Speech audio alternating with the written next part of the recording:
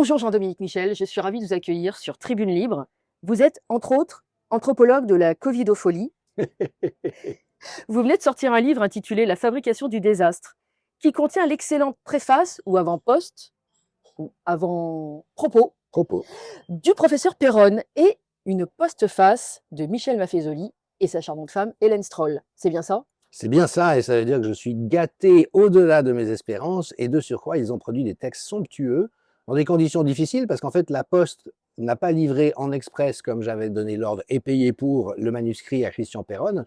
Donc en fait, il l'a découvert la veille du moment où je devais rendre sa préface, il l'a pondu en 3 heures, et c'est un bijou. C'est probablement le texte synthétique le plus complet, puissant, bien vu, touchant, inspiré que j'ai lu de toute la crise. Puis Michel Maffezoli et Hélène Stroll, vous connaissez leur, c'est même plus du talent, c'est du génie. Exactement. Dans cet ouvrage, on trouve la recette complète pour fabriquer un désastre et aussi un parfait petit tyran. Est-ce que vous pouvez nous en dire 2 mots pour avoir envie de tous l'acheter? Merci, mais c'est pas tellement mon but. Mmh. Mon but, c'est plutôt de partager avec vous l'intérêt qu'a eu pour moi cette recherche. Parce qu'étant un expert en santé publique, je me suis aperçu très vite, mais avec Christian Perron, Didier Raoult, tous ceux qui savent un peu lire la science et qui la connaissent, qu'on était en train de marcher sur la tête. On faisait l'inverse de ce qu'on était censé devoir faire, en imposant des mesures inutiles et destructrices qu'on nous présentait comme étant absolument nécessaires et de nature à nous sauver la mise. D'ailleurs, récemment encore, Bruno Le Maire a osé dire: «J'ai sauvé l'économie française». Non, il l'a détruite. C'est quand même pas pareil. Et donc une fois qu'on a compris ça, il y a des gens qui l'ont pas encore compris, mais tous ceux qui l'ont déjà compris se posent la question suivante: pourquoi est-ce qu'on a fait ça au lieu des bonnes réponses? Et il y a plusieurs hypothèses sur la table. La première, c'est celle de la bêtise ou de la médiocrité, et elle est tellement répandue aujourd'hui qu'il ne faut pas la négliger. Mais est-ce que ça permet vraiment de tout expliquer? Et merci de votre introduction, parce que vous avez nommé les choses. C'est qu'en fait, il y a aujourd'hui des savoir-faire d'ingénierie sociale pour mettre une population entière sous hypnose, lui faire croire que ce qui est mauvais pour elle est bon et vice-versa, désigner tous ceux qui essayent de rappeler ce qu'il faudrait faire comme étant des ennemis, des alliés du virus, des assassins en puissance. Et donc, en fait, vous avez raison, ça a été une magistrale mise en œuvre d'un manuel de déferlement totalitaire, avec des principes qu'on retrouve à la fois sous Staline, sous Goebbels, sous le macartisme aux États-Unis, beaucoup, il y a eu énormément d'équivalences. Et tout cela, c'est le fruit de l'enquête que je restitue dans le livre La fabrication du désastre, a été intentionnel, a été planifié pendant plus de 25 ans et a été mis en œuvre de manière très méticuleuse une fois que ceux qui sont à la commande ont réussi à prendre possession de tous les instruments nécessaires pour que la chape de plomb tombe du jour au lendemain, et c'est malheureusement ce qu'on a vécu. Le tissu social aujourd'hui, et économique d'ailleurs, est abîmé. Alors, quelles traces psychologiques peut-on redouter ou constater chez, par exemple, les personnes conformistes? Merci de le souligner, oui, il a été massacré à la tronçonneuse. Encore, c'était intentionnel, et une des raisons de ma colère contre Bruno Le Maire et le gouvernement français, c'est qu'on l'a vu arriver. Hein, et de nouveau, les 2 règles de base de gestion des épidémies, c'est qu'on laisse les médecins traitants soigner avec les médicaments dont ils disposent, librement, dans leur liberté de prescrire, et puis on laisse la société vivre le plus normalement possible. C'est ce qu'a fait la Suède, qui n'a pas eu de dégâts économiques. Par contre, ici, on a torpillé le tissu social économique des micro-entreprises, PME, artisans, restaurateurs, commerçants, etc. Et puis, effectivement, en fracassant le lien social, puisque dès lors qu'on a induit en erreur le gros de la population, mais en la retournant contre ceux qui refusaient de participer à la dérive, ce qui est caractéristique des processus de bouc émissarisation qui sont au cœur de tous les totalitarismes, c'est-à-dire qu'en fait, on a aliéné à elle-même une grande partie de la population, qui aujourd'hui est captive du fait d'avoir adhéré au mensonge, et c'est cela qui, en grande partie, explique la raison pour laquelle c'est si difficile pour les gens d'ouvrir les yeux. Si vous avez fait quelque chose qui n'était pas bien, mais vous étiez persuadé que c'était bien, vous n'avez pas de mauvaises intentions, vous n'êtes pas un sadique, vous n'avez pas maltraité vos enfants, mais on vous a expliqué que les gifler tous les jours, ça les aidait à grandir. Bon ben vous le faites. Puis à un moment donné, quand ça travaille un peu en dedans, oui, mais peut-être que je les ai endommagés, peut-être que ça a fracassé leur capacité à se construire en tant que personne et à aimer les autres, à s'aimer eux-mêmes. Vous voyez ce que je veux dire? C'est douloureux de franchir le pas. Et d'ailleurs, je me permets de le mentionner parce que c'est très, je suis vraiment dans la mécanique, hein, je ne suis pas dans la projection. On voit par exemple que dans les organisations mafieuses, la manière par lesquelles on capture les futurs tueurs des organisations, c'est en les faisant participer sans qu'ils s'y attendent à un crime. Et une fois qu'ils ont trempé dans le sang, ils ont un conflit de loyauté, Et s'ils le dénoncent, bah, ils se perdent eux-mêmes, ils perdent tout le monde et donc ils entrent dans le système. Et par exemple, tous les médecins qui ont laissé les gens mourir sans leur venir en aide, voire qui ont participé à des meurtres dans les EHPAD, aujourd'hui évidemment ne peuvent pas se rendre compte de ce à quoi ils ont participé, ça serait trop violent psychiquement. Par contre, le malaise qu'ils ressentent se traduit en agressivité contre les dissidents. Et ça va laisser des dégâts à très très long terme. Au fond, ce qu'on voit avec d'autres exemples historiques, comme l'Allemagne nazie par exemple, parce que c'est assez emblématique. Comment est-ce qu'on transforme une nation de braves gens en une nation de sales types qui ferment les yeux? Et dans l'après-guerre, ce qu'on voit, c'est qu'énormément de gens ne sont pas capables de revenir sur ce qui s'est passé. Ils vont de l'avant. On s'est tous trompés, on n'a pas vu, c'est pas de notre faute. Puis même ces verbalisations élémentaires, ils ne se les tiennent pas. Ils continuent juste à vivre. Et puis, il y a un certain nombre de personnes qui, au contraire, se penchent sur ce qui s'est passé, essayent de réfléchir pourquoi et comment. Donc, je dirais que si un jour on sort, et je l'espère quand même, de cette gonfle, il va vraiment falloir qu'on fasse un travail de mise à plat. Beaucoup de gens, et j'en fais partie, ont appelé à la constitution de l'équivalent de la commission qui avait lieu en Afrique du Sud après l'apartheid, vous savez, Vérité et Réconciliation. Parce qu'évidemment, on ne va pas mettre en prison 1 million de médecins, 1 million de policiers, 2 millions d'enseignants, vous voyez. Donc il faut qu'on établisse les responsabilités. Tous ceux qui ont mis en œuvre cela de manière délibérée, eux, ils doivent finir leur jour en tôle, tellement c'est grave et tellement c'est destructeur. Ceux qui ont eu des responsabilités lourdes, il faut qu'ils payent le prix. Et puis après, pour le reste de la société, il faut que tout soit mis au grand jour pour qu'un pardon puisse avoir lieu. C'est la condition. Parce que si on essaye de pardonner sans avoir débusqué les choses, on va juste conditionner la reproduction à court ou à moyen terme. Donc vous savez, après chaque épisode de cette nature, il y a toujours ce mantra qui est proféré dans l'espace public, qui est plus jamais ça. Mais pourquoi est-ce qu'on dit toujours plus jamais ça, puis qu'on recommence à la première occasion? Parce qu'il n'y a pas la conscience de qu'est-ce qui a permis ce qui n'aurait jamais dû exister. Je vous donne juste encore un dernier exemple, mais il m'a tellement amusé. Vous savez, moi, j'ai pas mal traîné mes guêtres dans les universités, mais j'ai toujours veillé à rester à l'écart. Enfin, c'est un milieu en qui, voilà, qui m'inspire pas beaucoup. Et j'ai participé à un grand raout de l'université à Genève en 2018. Tout le monde était là et le thème, c'était la liberté de penser. Et toutes les autorités ont tenu des discours sur l'expérience de Milgram, l'esprit critique, l'importance de l'indépendance de l'université, qu'il fallait surtout pas tomber dans le conformisme de la pensée. Et les mêmes connards, excusez mon français, qui proféraient ces énormités, la main sur le cœur et avec l'air totalement sincère, 2 ans après, devenaient les pires agents de cette dérive. Et voilà, dans cette anecdote comme ça un peu amusante, mais qui l'est pas quand on réfléchit aux conséquences, on voit vraiment le nœud du problème. On ne peut pas juste se contenter de grands discours tout faits, il faut qu'on aille dans le cœur des choses pour les comprendre et les transformer en expériences fondatrices pour prévenir la répétition de ça. Et quelles traces psychologiques également chez les dissidents, entre guillemets? Merci, ben, vous savez, moi j'ai beaucoup travaillé la question de la salutogenèse dans ma carrière en santé mentale. C'est quoi la salutogenèse? C'est tous les ressorts sur lesquels on s'appuie pour entretenir notre santé envers et contre tout, y compris dans les circonstances les plus difficiles. Et elle est issue de l'observation de gens qui ont traversé des camps de la mort, des maladies terminales, des crises psychiatriques énormes, donc des gens vraiment qui ont été au bord de l'abîme et qui ont réussi à ne pas tomber dedans et à s'en remettre. Et ce que montre la salutogenèse, c'est qu'il y a certains piliers sur lesquels on s'appuie, notamment l'intelligibilité, comprendre ce qui se produit, parce que même un déporté à Auschwitz, s'il avait compris qu'il était pris dans une machine de destruction, qu'il n'y pouvait rien, que les nazis étaient dans un délire qui, à cause de sa race, où il y a eu aussi des homosexuels, des malades mentaux qui ont été exterminés, en faisait quelqu'un à éliminer, je veux dire, je ne dis pas que ça rendait les choses faciles pour lui, mais ça permettait de tenir quelque chose à l'intérieur. C'est la raison pour laquelle j'ai essayé si tôt et tellement depuis de donner autant d'éclairage. C'était pour aider les gens à se rasséréner, parce que beaucoup de gens ont senti le truc, mais comme ils n'ont pas l'outillage intellectuel ou les références documentaires, ils doutaient d'eux-mêmes. Tout le monde disait l'inverse de ce qu'ils pensaient. Peut-être que je me trompe, peut-être que je me fais des idées, peut-être qu'après tout, j'ai tort. Et donc, moi, mon taf, ça a été le fait de produire de la matière pour dire non, vous avez raison, ayez confiance dans vos perceptions parce que vous êtes dans le vrai. Et ça solidifie l'aptitude à résister.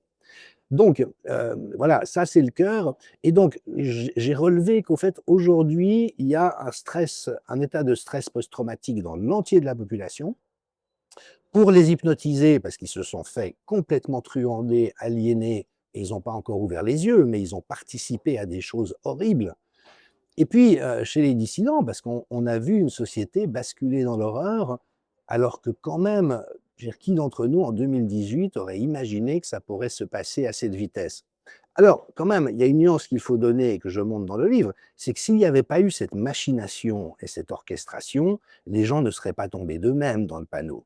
Mais avec le matraquage médiatique en particulier, je rappelle au passage qu'une des règles de base en santé publique, c'est qu'on évite à tout prix de faire paniquer la population et on donne une information la plus honnête et la plus compréhensible possible.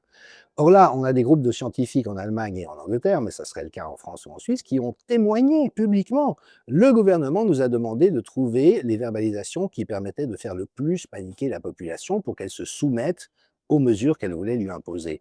Donc on est dans une perversion monumentale. Et donc voilà, traumatisme d'un côté, traumatisme d'une autre, et puis aussi qu'est-ce qu'on a été maltraité, et ça a été d'une violence.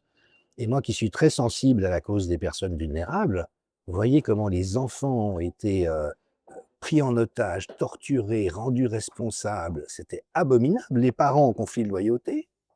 Est-ce que je laisse faire? Est-ce que je m'oppose? Mais à quel coût? Les personnes âgées exterminées dans les EHPAD, les femmes enceintes qui accouchent un masque sur la gueule alors que ça sert à rien. Et si, enfin, je crois que déjà un accouchement, c'est comment dirais-je, un peu costaud, mais vous rajoutez une équipe soignante maltraitante et sadique, une femme qui asphyxie sous son masque, le nourrisson qui voit sa mère complètement maltraitée comme premier regard, rien que de vous en parler, je ferais mille horreurs. Je ferais mille horreurs. Donc c'est clair que c'est traumatisant d'avoir été exposé à ça, et puis en même temps, le courage, la lucidité, la responsabilité, c'est de pouvoir voir le réel en face, sans se décomposer, sans partir en vrille. Oui, ça a été aussi grave que ça. Oui, c'est extraordinairement violent. Mais oui, nous avons à agir et faire tout ce que nous pouvons pour essayer de mettre en échec cette dérive épouvantable dont on voit que la prochaine étape serait le fait d'entraîner nos pays dans la guerre. La terreur est une arme de destruction massive des cerveaux, donc ça fonctionne comment dans un crâne? Alors, merci de poser la question. Je me suis aussi beaucoup intéressé aux neurosciences depuis une dizaine d'années. Et en fait, on prend en otage ce qu'on pourrait appeler un cerveau archaïque, c'est-à-dire que notre construction psychique est basée en couches. Et puis, au niveau le plus central, il y a les réflexes d'instinct de survie. Si par exemple vous traversez la rue et que vous n'avez pas entendu un vélo électrique arriver, qu'à la dernière minute vous le voyez et que vous sautez en arrière, il n'y a pas eu de pensée, il n'y a pas eu d'émotion. Les émotions, elles viennent après. Je l'ai échappé belle. Il y a eu un réflexe. Et ce réflexe, c'est la partie du cerveau, vous la connaissez, on la partage avec les lézards et les crabes, que oh, il faut que je me retire. Et puis, au cœur de notre construction cérébrale, on a l'instinct de survie. Et quand on nous fait croire, ou que nous sommes, parce que le cerveau ne sait pas faire la différence, que nous sommes en danger de mort, ça a comme particularité déjà de générer un stress intense, mais aussi de court-circuiter les connexions entre cette partie archaïque et le néocortex qui permet de réfléchir. Et donc, ce se traduit par une perte de la logique, et ce qui est tout à fait normal, parce que si je recule en arrière quand un vélo me fonce dessus, il ne faut pas que je fasse de la logique. Quelle est sa trajectoire, l'énergie cinétique, le sens du vent, est-ce que c'est déjà arrivé dans ma vie? Vous voyez, il faut désactiver tout ça. Mais le résultat, c'est que et quand on répète le traumatisme de jour en jour sur des années, on disjoncte totalement les capacités logiques et réflexives. Et on a vu, par exemple, j'aime bien citer cet exemple, vous voyez, quand Raoult et Perron ont dit il y a des traitements précoces qui marchent, et que l'establishment a dit ouh là là, il faut voir, il faut qu'on fasse des grands essais randomisés en double aveugle. Alors déjà, méthodologiquement, c'est faux, mais ça, c'est un détail. Donc, enfin, c'est pas un détail, mais je ne vais pas entrer dans ce registre-là. Mais que du coup, on n'a fait que des expériences donnant des médicaments à dose toxique à des gens aux phases terminales, et qu'on arrive à conclure, on a prouvé que ça ne marchait pas. Traitement précoce, dose normale, on le donne à des doses toxiques à des gens à l'article de la mort pour prouver que ça ne marche pas, mais même un enfant de 6 ans est capable de dire attendez, ça ne marche pas. Et là, vous avez eu des batteries de politiciens, journalistes et médecins qui ont dit non, non, on a démontré que ça ne marchait pas. Et là, on voit que la logique a explosé. Bon, il y en a beaucoup qui sont corrompus et qui le font intentionnellement. Mais voilà, donc malheureusement, le choc est très profond. Et une fois qu'ils sont captifs de cette logique-là, les gens ne s'arrêtent plus pour réfléchir. C'est comme si vous courez éperdu avec des chiens et des tueurs aux trousses, et puis que ça dure 1 jour, 10 jours, 100 jours, 1000 jours. voyez ce que je veux dire? Vous êtes juste complètement perdu et de nouveau, tout est fait pour que le stress et l'agressivité ne se retournent jamais que contre les mauvais objets que sont, les dissidents, les opposants, ceux qui essayent de rappeler qu'il y a personne qui court derrière. On nous fait croire ça, que ça fait très peur, mais que ça n'est pas vrai. Vous voyez, et dans ma verbalisation, je crois qu'on entend que ça nous amène à des niveaux très régressifs qui sont ceux des petits-enfants. Donc si un parent maltraitant explique à son petit enfant que le loup rôde derrière la porte jour après jour et que s'il est pas sage, le loup va venir le bouffer et que l'enfant y croit parce que le parent lui dit ça, vous voyez, on crée un multi-traumatisé et quelqu'un qui va être totalement déformé dans son humanité. Donc c'est l'infantilisation du peuple. Oui, absolument. Mmh. Et ça marche très bien et d'autant plus, alors ça aussi c'est très connu, que quand il y a un danger réel ou supposé, le peuple aspire à des réponses autoritaires. Il va privilégier des leaders forts qui disent: «Nous sommes en guerre, je sais ce qu'il faut faire, l'ennemi, c'est, ceux qui ne sont pas d'accord». Et là, les gens, vous voyez, dans cette régression anxieuse dans laquelle ils sont, ça les rassure. Bah, c'est comme un parent qui tape du poing sur la table et ils perdent la capacité de discriminer. Est-ce que le discours fait sens? Pourquoi est-ce qu'il me dit ça? Qu'est-ce qu'on peut savoir? Mais je le dis souvent et c'est pas par haine du milieu, mais le plus gros responsable de tout ce qui est arrivé, c'est la presse. Parce que c'est sa responsabilité sociétale, éthique et déontologique de challenger le discours des autorités. Le président nous dit ça, mais est-ce que c'est vrai? Est-ce que c'est confirmé par les faits? Que disent les bons experts? Et la classe politique. Vraiment, le débat politique, c'est bon, le gouvernement veut faire ça, mais est-ce que c'est une bonne idée? Non, nous on ne trouve pas, il faut qu'on en débatte. Et en fait, c'est toute cette possibilité de médiation et d'élaboration collective qui a été éteinte par la dérive totalitaire à laquelle tout le monde s'est rallié, sauf des milieux plus réfractaires ou qu'on qualifie d'extrémisme. Mais tout en sachant qu'aujourd'hui, l'extrémisme, il est dans le normal. Il Absolument. est dans les partis politiques classiques. C'est eux qui aujourd'hui sont dans une dérive fasciste, tout en faisant croire que c'est l'extrême droite et l'extrême gauche qui sont dangereuses. C'est juste totalement ridicule, hein. La presse est précieuse parce qu'elle est la fabrication de l'opinion publique. Oui, Donc c'est pour ça qu'elle est détenue par des absolument, hyper fortunés. absolument. Pour finir, justement, on a constaté des gens hyper diplômés chez les hypnotisés Oui, comme chez les dissidents. mmh, Alors l'intelligence, c'est un concept très vaste et complexe. oui. Là, pourquoi certains se sont soumis ou pas? C'est une Mmh. question de structure psychologique différente? Merci. Merci pour cette question parce qu'elle me tient très à cœur. Alors, je vais me permettre de répondre en 2 volets, si Mmh, vous permettez. Parce que le premier, je voilà, je peux pas m'empêcher d'avoir envie de forcer le trait, de souligner ce que vous venez de dire. En réalité, il existe de nombreuses formes d'intelligence. Il y en a au moins 9 qui ont été mises à jour dans la psychologie expérimentale. Et donc, quelqu'un peut ne pas être très intelligent intellectuellement et être très intelligent sur le plan de la compréhension relationnelle, du sens du mouvement et des choses, de la contemplation du monde, de la logique taxonomique. Il sait très très bien classifier les choses, mais il ne sait pas très bien comprendre l'ensemble. Et donc, en fait, il y a une diversité fabuleuse des intelligences dans l'espèce humaine. C'est un exemple que j'aime bien citer, mais je grimpe au mur quand on dit les footballeurs sont bêtes. Mais non, bon sang, pour tenir la pression d'un match à grand enjeu, pour être capable, dans l'action, dans le feu de l'action, de gérer l'espace, le mouvement, les trajectoires, il faut une intelligence, mais prodigieuse. Et même le footballeur qui donne l'impression d'être le plus bête parce qu'il a de la difficulté à enchaîner des mots, est d'une intelligence prodigieuse dans son registre. Et ce qui est très brutalisant dans notre société aujourd'hui, c'est qu'on a fait de l'intelligence hypothético-déductive rationnelle le seul marqueur, le seul indicateur valable. Et j'observe à quel point les gens qui n'ont pas ça, moi j'ai réussi à bien me construire là-dedans, donc vous voyez, je ne me sens pas du tout handicapé en la matière, mais je rencontre beaucoup de gens dont l'humilité, qui est belle d'un côté, mais me blesse un peu d'un autre. Ils disent: «Nous, on n'est pas très intelligents, nous, on est des petites gens, nous, on ne comprend pas très bien». À chaque fois, j'ai envie de les secouer en disant: «Mais attendez, arrêtez de vous percevoir comme ça. Peut-être que vous ne comprenez pas tous les trucs un peu complexes, mais souvent, vous sentez les choses beaucoup mieux que les autres. Vous avez une intelligence de l'instinct, du vécu, de la relation, du sens, et c'est exactement ce qu'on a vu dans cette crise». Alors, c'est pas une découverte. Les pseudo-élites délirantes, il faut quand même se souvenir qu'en France, il y a eu toute une partie de l'élite qui était marxiste, qui était maoïste. Mao qui a tué 60 millions de personnes, c'était le héros. et on défilait entre la Sorbonne et le Panthéon en disant Mao. Est-ce que ces gens étaient intelligents? Donc voilà, il y a toute une partie de l'intelligentsia qui est très desséchée sur le plan de l'humanité et de la sensibilité, ce que mon maître à penser, Michel Maffezoli, appelle le rationalisme morbide.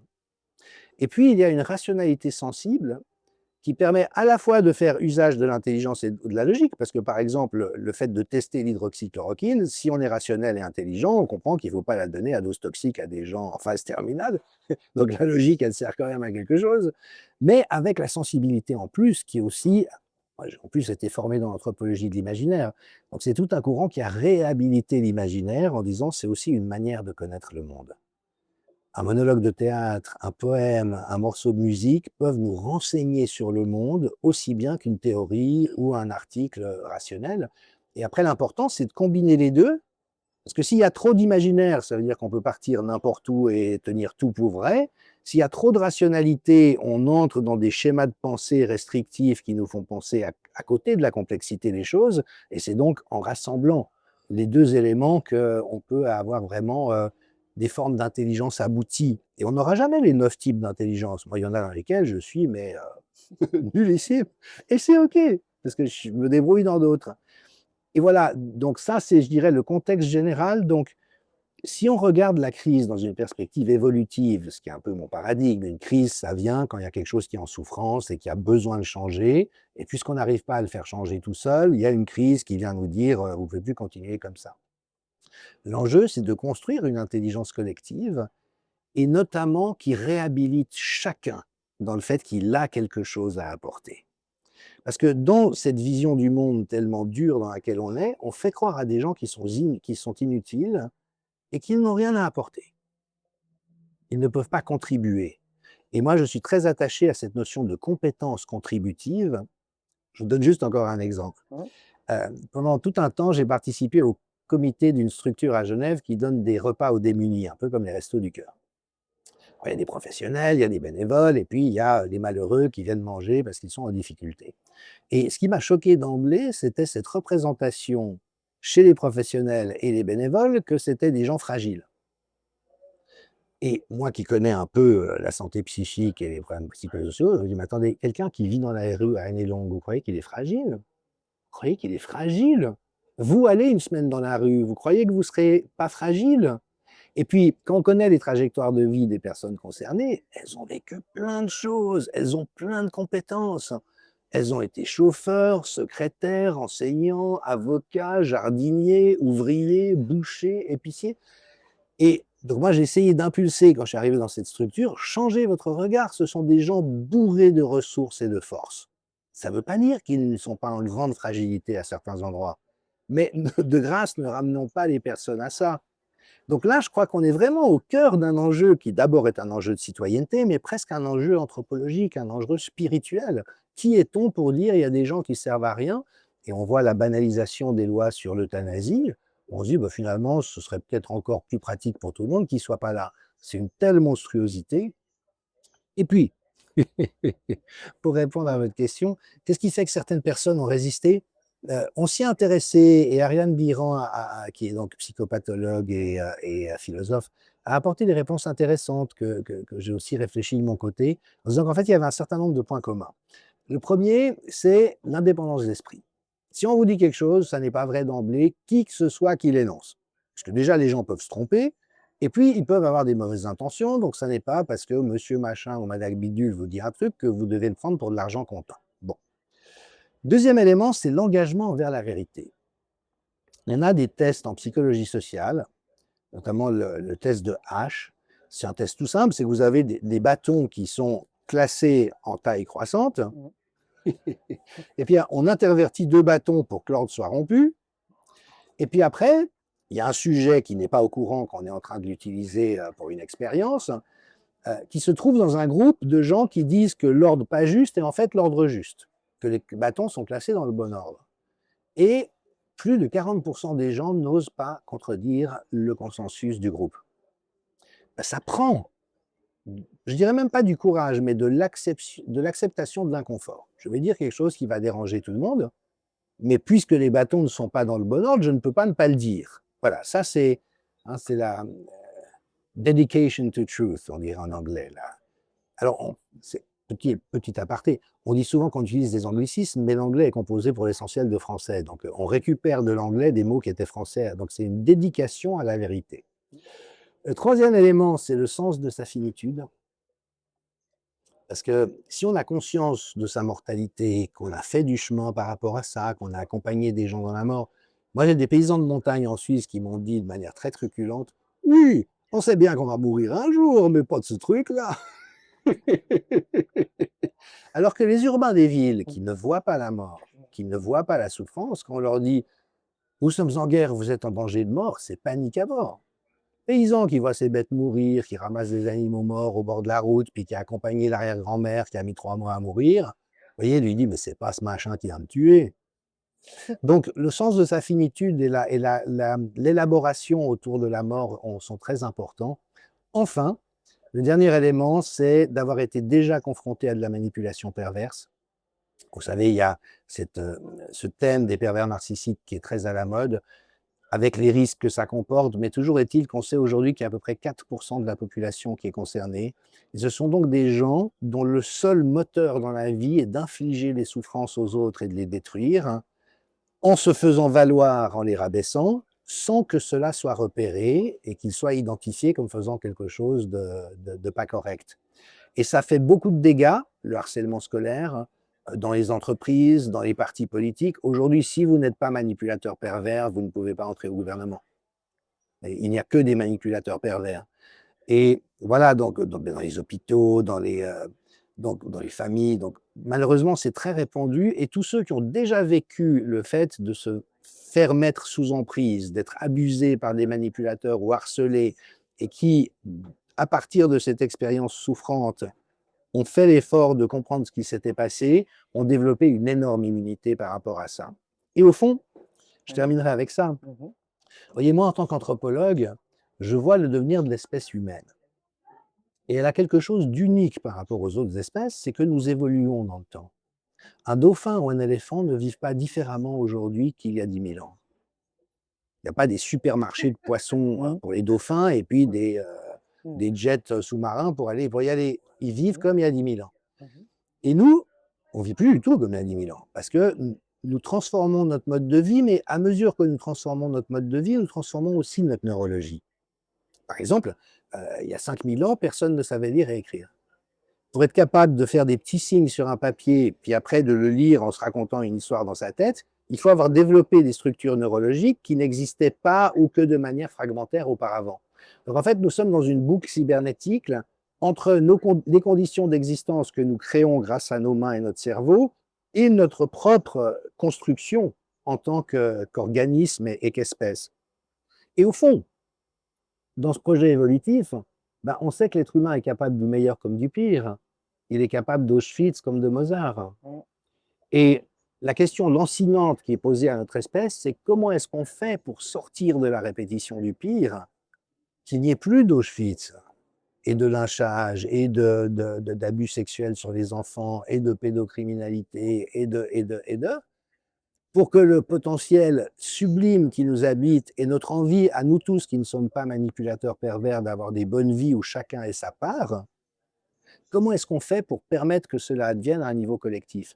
Et si on réfléchit la chose dans l'autre sens, c'est parce qu'il n'y a pas cette pédagogie par l'expérience qui a fait que certaines personnes ont pu résister, c'est parce que trop de personnes en manquent que la dérive a été possible. Et donc, si on retourne à nouveau la situation, peut-être que c'est une expérience grandeur nature pour que des millions et des millions de personnes acquièrent cette expérience et que, une fois qu'on sera de l'autre côté et qu'on aura fait l'effort de comprendre, le prochain qui essaiera, le prochain Macronais qui viendra en disant « c'est notre projet, nous sommes en guerre », tout le monde éclate de rire, mais éclate de rire en disant « ils sont d'où ce oindu, écoute, si tu vas t'amuser dans un bac à sable, vas-y, sinon on va prendre des neuroleptiques, mais fais-nous pas chier ». Non mais vraiment, c'est de ça qu'il s'agit, c'est comment est-ce qu'on empêche les psychopathes dangereux, paranoïaques, de prendre le pouvoir et d'entraîner, en les mettant sous hypnose, les collectifs vers des gouffres. Est-ce qu'on a envie de revivre la boucherie de la Première et de la Deuxième Guerre mondiale? Emmanuel Macron donne l'impression que lui, il tient beaucoup, même s'il n'a jamais fait son service militaire et qu'il est lâche, comme tous les pervers. mais peut-être que nous, on n'en a pas envie et que c'est le moment de lui faire un grand bras d'honneur. Et peut-être que le Covid, au fond, est la crise paradigmatique pour prendre conscience de ça et mettre définitivement, je l'espère, des gens de cette nature hors d'état de nuire, non pas en les détruisant, mais en faisant en sorte qu'ils ne puissent plus avoir la moindre prise sur nous. Un grand merci, Jean-Dominique Michel. Merci à vous.